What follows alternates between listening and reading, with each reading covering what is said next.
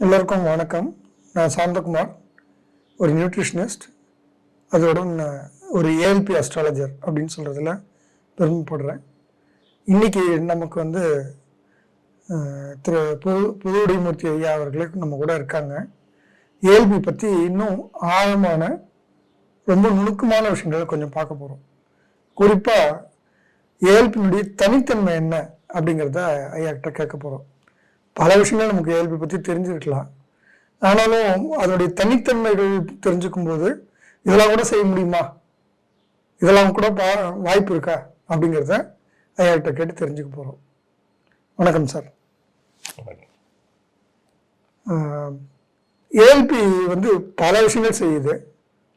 குறிப்பாக துல்லியங்களும் ஒரே பதில்களை யார் பார்த்தாலும், ஏஎல்பி ப்ராக்டிஷனர் யார் பார்த்தாலும் அதே பலன்கள் கொடுக்கறதுல ஏஎல்பி சிறந்ததுன்றது எல்லாருக்கும் தெரிஞ்ச விஷயம்தான். ஆனாலும் இன்னும் கொஞ்சம் நுணுக்கமாக கொஞ்சம் சில கேள்விகள் உங்ககிட்ட கேட்கலான்னு நான் விரும்புகிறேன்.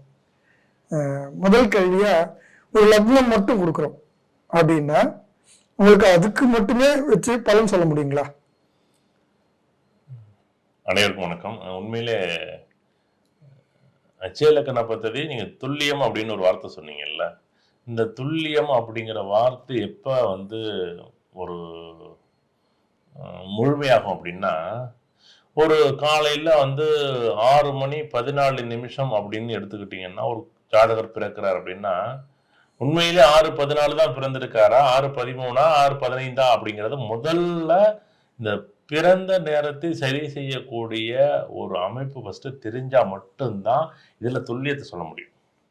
எல்லாரும் ஒரே மாதிரி பலன் சொல்லிடுவாங்க, கரெக்ட். ஆனா உங்களுடைய பர்த் டைம் இருக்கு பாருங்க, இந்த பிறந்த நேரத்தை நீங்க ஃபர்ஸ்ட் முடிவு பண்ணணும் பாருங்க. அதாவது இந்த பிறந்த நேரத்தை இந்த நேரத்துல நடந்த நிகழ்வுகள் உங்கள்கிட்ட ஒரு 4-5 நிகழ்வுகள் இருக்கும். 2007 இடம் வாங்கினேன், 2008 வெளிநாடு போனேன், 2010 இந்த மாதிரி ஒரு 5-6 நிகழ்வு நீங்க கொடுத்துருங்க. ஒரு ஜோதிடத்தை நீங்க ஏஎல்பின்னு கிடையாது, பொதுவாகவே இந்த ஜாதகத்தை பார்க்கும்போது எனக்கு 2006 நான் வெளிநாடு போனேன், அந்த அமைப்பு இருக்கா அப்படிங்கிறத பார்த்து செக் பண்ணீங்க அப்படின்னு நீங்க சொல்லிட்டீங்கன்னு வச்சுங்களேன், நீங்க ஜாதகத்தையும் கொடுத்துட்றீங்க, நடந்த நிகழ்வையும் கொடுத்துட்றீங்க. அப்போ இரண்டையும் ஒப்பீடு பண்ணாலே கரெக்டு. 2006 வருடம் ஆகஸ்ட் மாதம் 30ஆம் தேதி இவர் வெளிநாடு போயிருக்கார், கரெக்ட். ஓரளவு கரெக்டாக இருக்கு.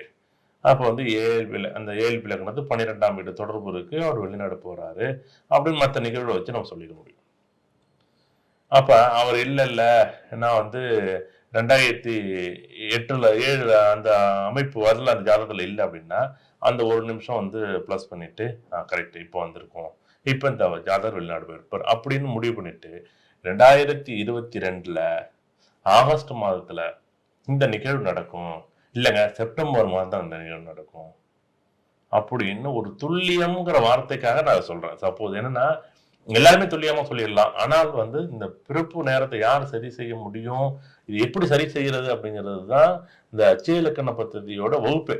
மற்றபடி நீ புத்தகமாக கொடுத்தாச்சு, சாஃப்ட்வேரை கொடுத்தாச்சு, யார் வேணாலும் பார்க்கலாம். நீங்க ஏஎல்பி படிச்சவங்க மட்டும் இல்லை, எல்லாருமே நீ பார்க்குறாங்க, எல்லாருமே அனலைஸ் பண்றாங்க, ஆய்வு பண்றாங்க.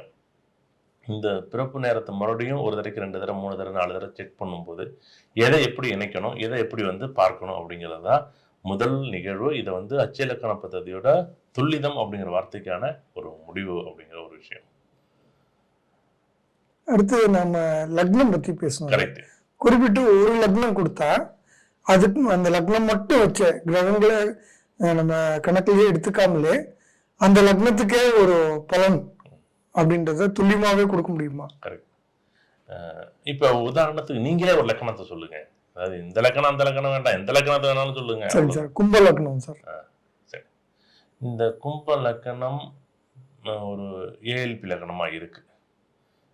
கும்ப லக்கணத்துல ஒருத்தர் ஏஎல்பியில் வந்தாருனாலே அவருக்கு இனம் புரியாத பயம், இனம் புரியாத நடுக்கம், அப்படி இனம் புரியாத பயம் அல்ல இனம் புரியாத பயக்கம். ஆனா இவர் நல்ல புத்திசாலி, எப்படி நல்ல புத்திசாலி. இந்த பொதுவான பலன் பேசும்போது நல்ல புத்திசாலி, இதை விட இந்த புத்திசாலிங்கிறத விட கூடுதலாக ஒரு அனுபவசாலி. ஆனா இந்த புத்திசாலியும் அனுபவசாலியும் சேர்ந்துட்டு இது இந்த புத்தி ஒரு பக்கம் இருக்கும், இந்த அனுபவம் ஒரு பக்கம் இருக்கும். இது ரெண்டுக்கும் போட்டுக்கிட்டு இதுவா அதுவான்னு கடைசி வரையும் போட்டுக்கிட்டு ஒரு தெளிவில்லாத முடிவெடுக்க முடியாத ஒரு சூழ்நிலைகளை சிக்கி தவிப்பது. நான் வந்து இந்த பொருளை வாங்குறேன் அப்படின்னு முடிவெடுத்துட்டு இதை வாங்கிட்டு இந்த பொருளை வாங்கினது பிறகு உட்காந்துட்டு இது இவ்வளவு தூரம் இதுல என்னென்ன ஃபியூச்சர்ஸ் இருக்கு அப்படின்னு வாங்கினது பிறகு யோசிப்பார். ஒரு பொருளை வாங்குறதுக்கு முன்னாடி தானேங்க பார்க்கணும். வாங்குறதுக்கு முன்னாடி தானேங்க அனுபவம் அந்த நிகழ்வு வந்து என்னென்ன இருக்கு எப்படி வாங்க இந்த புத்தி இருக்கு பாருங்க. ஒரு அதாவது எப்பயுமே புத்திசாலியா மட்டும் தட்டா கூட பரவாயில்ல ஜெயிச்சுட்டு போடலாம், இல்லை அனுபவசாலியா தட்டா கூட போய் ஜெயிச்சுட்டு போடலாம். இந்த புத்திசாலியும் அனுபவமும் சேர்ந்து இருந்துச்சுன்னா இரண்டரை கலந்துச்சுன்னா ரெண்டுமே ஒரே கோட்டில் பயன்படுத்தினா சூப்பராக ஜெயிச்சிருவாங்க. ஆனால் இது ரெண்டுமே என்ன வெவ்வேறு கோடுகளில் போயிட்டு இரண்டு மாட்டை வெவ்வேறு திசைகள் இருக்க விட்டா எப்படி இருக்குமோ ஒன்றுமே பயன்படுத்துங்க. செக்கு மாடு சுத்து பாருங்க, சில செக்கு மாடு அனுபவமே செக்கு மாடுமே சுத்திக்கிட்டே இருக்கும், அவங்க வாழ்க்கையில் செஞ்சுக்கிட்டே இருப்பாங்க, வேற படிக்கவே மாட்டாங்க, எந்த புத்தி அறிவுமே இருக்காது. என்னைகிட்ட இது கொடுத்தாரு செஞ்சாரு, எங்க அப்பா கொடுத்தாரு எங்க அப்பா செஞ்சாரு, இது பாடு அழகா அப்படியே ஆனந்தம் செஞ்சிடும். இல்லைங்க சில பேர் படிப்பாருங்க, நல்லா வேகமாக ஓடுவார், அந்த விஷயத்தை செஞ்சுவார் கரெக்டாக, அவர் அனுபவமே இருக்காது, அவர் படித்த கோட்பாடுகளை தாண்டி செய்ய மாட்டார், நல்லா இருப்பார், அது ஒரு அனுபவம். இந்த அனுபவமும் இந்த புத்திசாலித்தனமும் இந்த கும்பலக்கணத்துக்கு போட்டு படுத்தி எடுக்கும். ஏண்டா இதுவா அதுவா, படித்த படிப்பு வேலை கிடைக்காதுங்க. எப்படி படித்த படிப்பு வேலை கிடைக்காது, படித்தா டிப்ளமோ படித்தா வேலை கிடைக்கும். நான் டிகிரி படிச்சிருக்கேன், டிகிரி படித்த வேலை கிடைக்காதுங்க. டிகிரி படித்த வேலைன்னா வேலைக்கும் படிப்புக்கும் பொருத்தம் இல்லாத செயல்களை செய்வது தான் ஒரு கும்பலக்கணம். இப்போ இந்த மாதிரி இப்போ சார் எதிர்பாரா திடீர் திருமணம், எப்படி இந்த கும்பலக்கணம் இயல்பி வரும்போது என்ன பண்ணுவோம், சார் எதிர்பாரா திடீர் திருமணம் சார், லவ் மேரேஜ் தான் சார் நடக்கும் அப்படின்னு சொல்ல முடியும். இல்லை சார் இப்போ இவர் என்ன பண்ணுவார், இப்போ ஒரு தரம் ஒரு 45 வயசில் ஒருத்தர் வர்றாரு. நான் வயசை நான் சொல்ல வரல, ஏன்னா உதாரணத்துக்கு சொல்லணும், ஏன்னா ஒரு லக்கணத்தை வச்சு சொல்லும்போது ஒரு வயசு வச்சு சொன்னால் உங்களுக்கு புரியுமே. 45 வயசில் கும்பலக்கணக்காரர் வந்தாருன்னு வச்சிங்களேன், சார் உங்களுக்கு வந்து இந்த இருதார அமைப்பு இருக்கு, 2ஆம் தாரம் கல்யாணம் பண்ணுறது வாய்ப்பு இருக்கு, நீ கொஞ்சம் கவனமா இருக்கணும். இல்லை 2 தரம் வீட்டில் கல்யாணம் பண்ணியிருக்கீங்களா, ஆமா. தாத்தாவுக்கு 2 தரம் கல்யாணம், ஆமா கரெக்ட். அப்போ உங்க வீட்டில் உங்களுடைய மனைவிக்கு மருமகளை மாத்தீங்க அப்படின்னு சொல்லுவோம். இல்லை சார் நான் ஒரு இடம் ஒன்று வாங்கணும்னு இருக்கேன். சூப்பர் வாங்குங்க, நல்ல இடமா ஒன்று அமையுது, நல்லா வீடு வண்டி வாங்கினா உங்களுக்கு எல்லாமே இருக்கு, கூடுதலாக ஒன்று அமைச்சிக்கலாம், நல்லா இருக்கு. உங்களோட முயற்சிகள் எல்லாமே வந்து மற்ற எல்லாத்தையும் ஜெயிக்கும். இந்த வேலையில முயற்சி பண்ணீங்கனாலே ஏதாச்சும் ஒரு கரடு முரடான பிரச்சனை.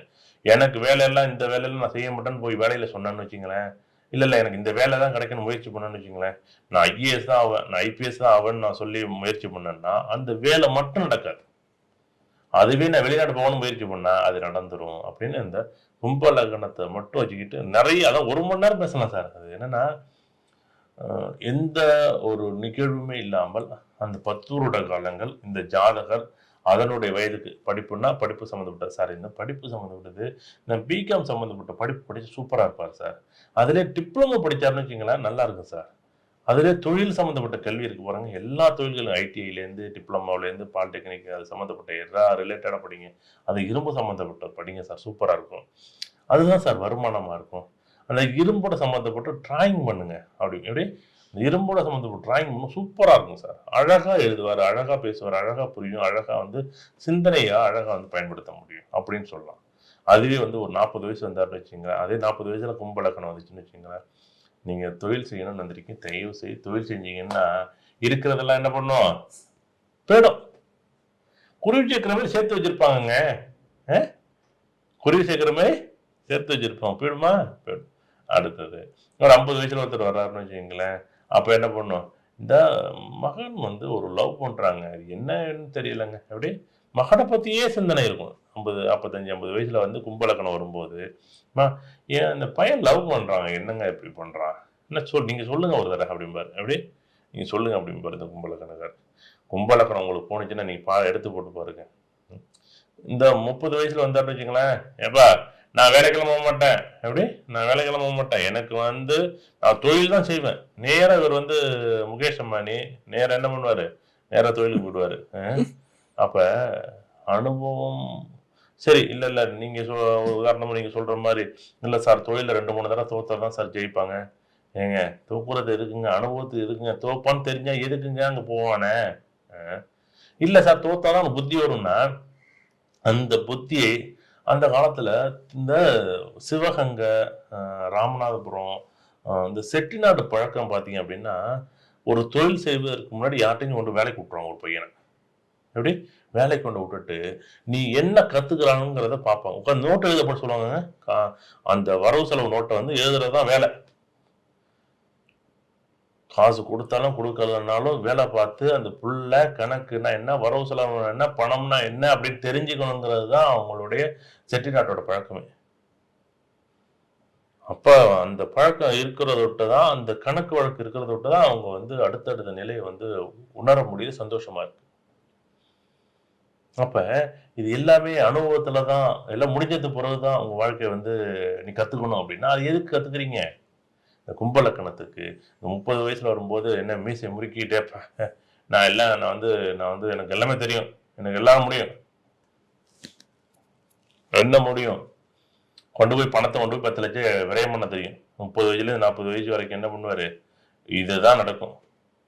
சும்மா சம்மந்தமே இல்லாம தொழில பண்ணி விரயத்த பண்ணுவாரு. இப்படி கும்பலக்கணத்த மட்டும் வச்சுக்கிட்டு சொல்ல முடியும் சார். இது என்னன்னா, இப்போ ஒரு வகுப்பு அப்படின்னு எடுக்கிறோம். இந்த வகுப்புல வந்து ஒரு பொதுவான நிகழ்வுகள தான் நம்ம நெறைய சொல்லிக் குடுத்துருக்கோம். இத வச்சுக்கிட்டு நீங்க என்னென்ன சொல்ல முடியும்? ஒருத்தருக்கு வழிகாட்ட முடியும். எப்பா நீ தொழிலுக்கு மட்டும் முயற்சி பண்ணாத, வேலை பாரு. வேலை சம்மந்தப்பட்ட நிகழ்வு நல்லா இருக்கும். வேலை கூட முயற்சி பண்ணாத. அதுவாவே உனக்கு கிடைச்சிடும். நீ படிக்க வேண்டியது சரியாக படித்திருந்தால். இங்க செயல்கள் எல்லாமே என்னன்னாய்யா, பொருத்தம் இல்லாத படிப்பு படிச்சுட்டு, எனக்கு பொருத்தமான வேலை வேணும்னு கேட்கறதாங்க இங்க பிரச்சனை. இது எனக்கு புரியவே இல்லங்க.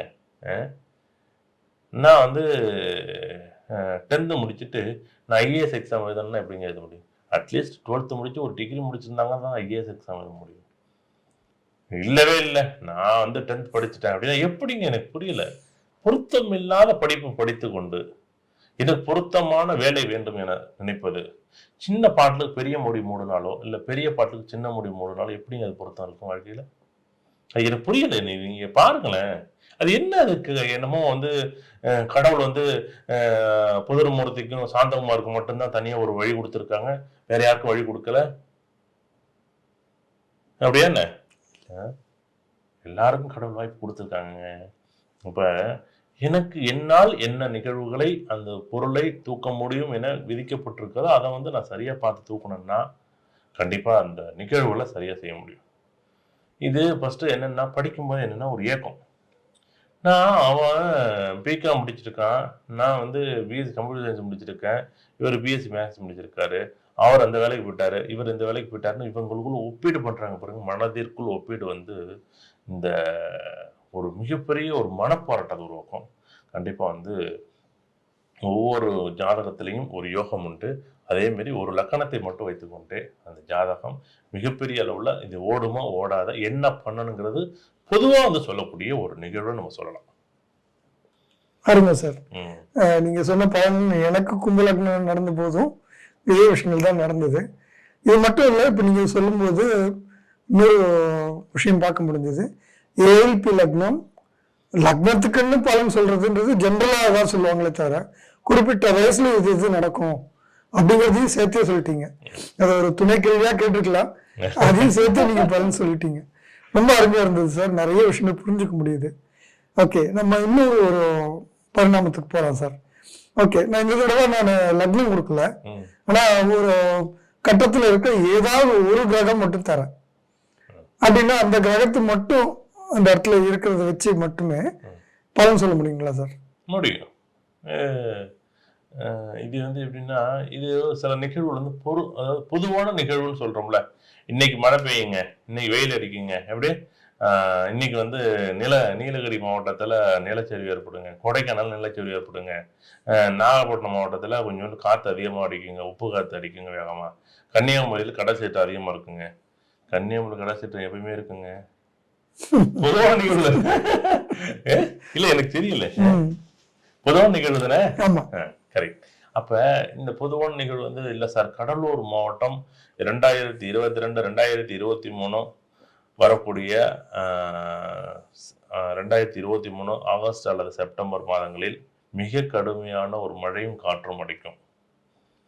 அது குறிப்பாக 27, 28, 29ஆம் தேதி அதனுடைய தாக்கம் அதிகமாக இருக்கும்.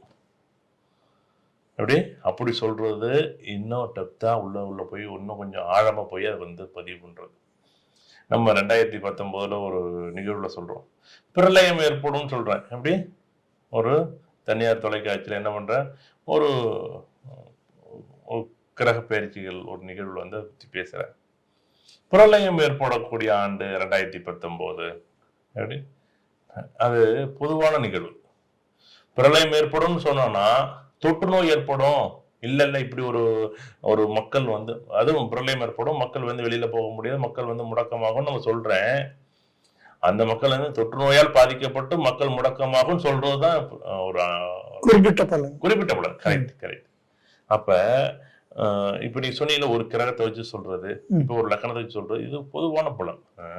அப்ப வந்து எனக்கு இல்ல சார் அப்படின்னு நீங்க கேட்க கூடாது. இருக்கும் ஒரு 10 நிகழ்வுல 1 மட்டும் உங்களுக்கு பொருந்தும்.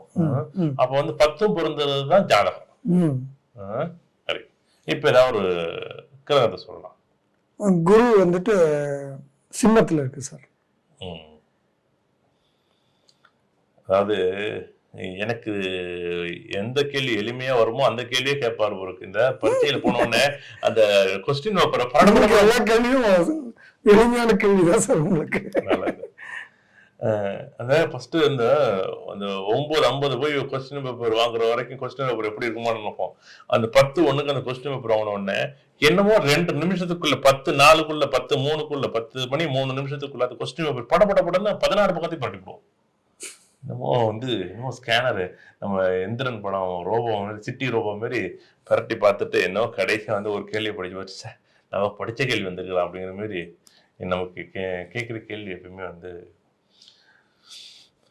இப்போ வந்து இந்த ஏஎல்பி லக்கணம் கும்பம் அப்படின்னு நம்ம உதாரணமாக எடுத்துக்கிட்டது ஒன்று, இல்லை கும்ப ஏஎல்பியே இல்லை, இந்த 12 கட்டங்களில் குரு பகவான் சிம்மத்தில் இருக்கிறார் அப்படிங்கிறது ஒன்று. இது ரெண்டுக்கும் வித்தியாசம் இருக்கு.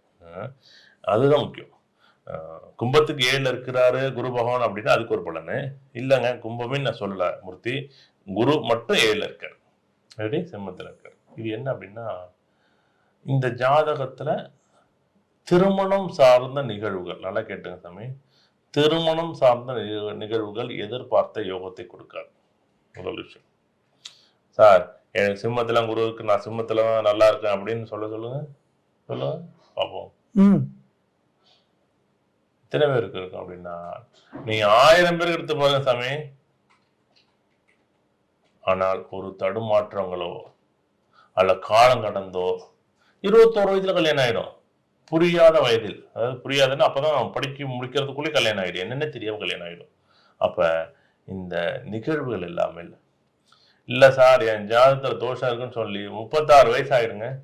எப்படி காலம் கடந்த திருமணங்கள், திருமணம் சார்ந்த விஷயங்கள், குழந்தைகள் சம்பந்தப்பட்ட விஷயங்களில் ஒரு தடுமாற்றங்களை அல்லது முன் யோசனை இல்லாத நிகழ்வுகளாக செயல்பட்டு கொண்டு எல்லா செயல்கள் முடிஞ்ச முன்னே சொன்னல, எல்லா செயல்களும் முடிந்த பிறகு அப்படி பண்ணிருக்கலாமா, எப்படி பண்ணிருக்கலாமா, அந்த பொண்ணை கல்யாணம் பண்ணிருக்கலாமா, இப்படி வந்து இப்படி நடந்திருக்குமா இப்படின்னு 1000 கேள்விகளோடு சிந்தனைகளோடு மனம் வந்து ஒரு மன அழுத்தத்தோடையோ இனம் புரியாத பயத்தோடையோ, அதுவும் வந்து பார்த்தீங்க அப்படின்னா ஒரு கரடு மரடான மனசுக்குள்ளே ஒரு ஏக்கம் இருந்துக்கிட்டே இருக்குங்க.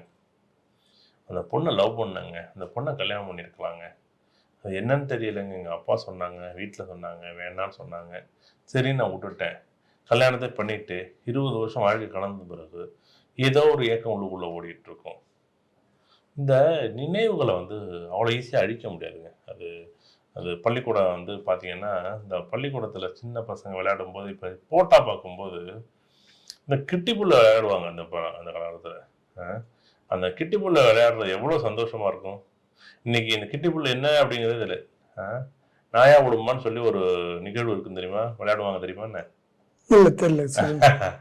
இந்த கிராமத்துல வந்து பாத்தீங்கன்னா இந்த மரத்துல ஏறிட்டு அந்த விளையாட்டு விளையாடக்கூடிய அமைப்பு பாத்தீங்க அப்படின்னா ஒரு 25 வருடங்களுக்கு அவ்வளோ ஒரு சந்தோஷமா இருக்கும். அது வந்து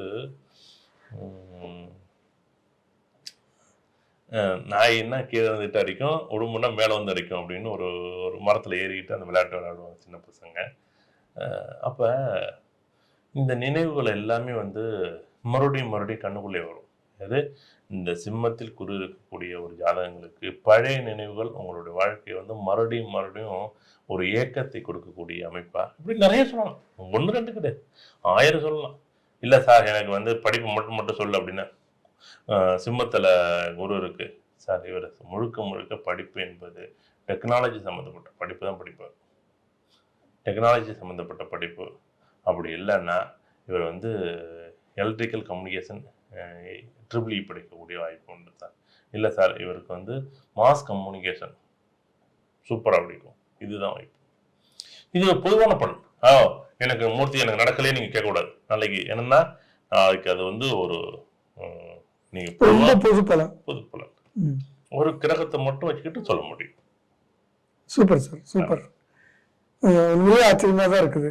நிறைய விஷயங்கள் இப்போ இந்த 9 கிரகங்கள் பற்றி தெரிஞ்சுக்கிட்டாலே எங்கெங்க நிற்கும்ன்றது தெரிஞ்சு ஒரு அதனோட சேர்க்கையெல்லாம் சேர்க்கும்போது முழு பலன்களாக நமக்கு பார்த்துட முடியுன்றது புரியுது. நான் இந்த நேரத்தில் ஒரு நிகழ்வை சொல்லிடுறேன் சார். இப்போ இப்படி ஏத்தாப்புல கையாமிச்ச ரஞ்சித் இவரை பற்றி பேசுங்க அப்படின்னா நீங்கள் பேசிட முடியும். இந்த 9 பேர் நிற்கிறாங்க, இந்த 9 பேரை பற்றி பேசுங்கன்னா இந்த ஜோதிடமும் ஜோதிடர்களும் வரக்கூடிய வாடிக்கையாளர்களுமே என்னன்னா எனக்கு ஒரே கட்டத்தில் 5 கிரகம் இருக்கு சார். ஏங்க 5 பேர் இருக்கட்டுங்க, அந்த வண்டி ஓட்டக்கூடிய ரஞ்சித் தானேங்க, அவர் ரஞ்சித் நல்லா இருக்காரு நல்லா இல்லைன்னு பாருங்க. எப்படி ஏன் போட்டுக்கிட்டு 5 பேரை பார்க்குறீங்க, 7 பேரை பார்க்குறீங்க, 9 பேரை பார்க்குறீங்க? எனக்கு அது அது நான் சொல்றது உங்களுக்கு புரியுதா? புரியுதுங்க. சொல்லுங்க, அது அப்படி எப்படி சொல்ல முடியுமா? அது ஒரு ட்ரெயினுடைய இன்ஜின் மட்டும்தான் முக்கியம். அதுல கம்பார்ட்மெண்ட்ல 10 கம்பார்ட்மெண்ட் இருக்கும், 2 கம்பார்ட்மெண்ட் இருக்கும். ஆனா இன்ஜின் ஒழுங்கா ஓடிச்சுன்னா தான் மீதி கம்பார்ட்மெண்ட்லாம் வேலையே செய்ய போகுது. கரெக்ட். அந்த இன்ஜின்ல இருக்கக்கூடிய அந்த இயக்குனர், அந்த ஓட்டுநர் அப்படிங்கிறவங்கள, இந்த நடத்துனர், அவரு தான் சரியா இருக்கணும். மற்ற நபர்கள் எல்லாமே பயணிக்கக்கூடிய பயனாளிகள், அவங்களையும் ஏன் போட்டுக்கிட்டு இப்ப சீஃப் மினிஸ்டர் மற்றவங்களாம் மினிஸ்டர் சீஃப் மினிஸ்டர் கரெக்டா இருந்தா தான் மினிஸ்ட்ரியே கரெக்டா இருக்கும். அதுதான் வாழ்க்கை. இல்ல இப்ப அந்த குடும்ப தலைவன் நல்லா இருந்தா அந்த குடும்பம் நல்லா இருக்கும். அந்த குடும்ப தலைவன் நல்லா இல்லைன்னா அந்த குடும்பம் வந்து சிதைந்து போடுங்க. இப்ப இந்த நிறைய பேர் பார்த்தீங்க அப்படின்னா இந்த சூதாட்டம் இந்த மாதிரி இந்த ஆன்லைன்ல நிறைய விளையாடுறாங்க. இப்போ நிறைய பேர் வந்து குடும்பத்தோட அந்த நிகழ்வு நடக்குது.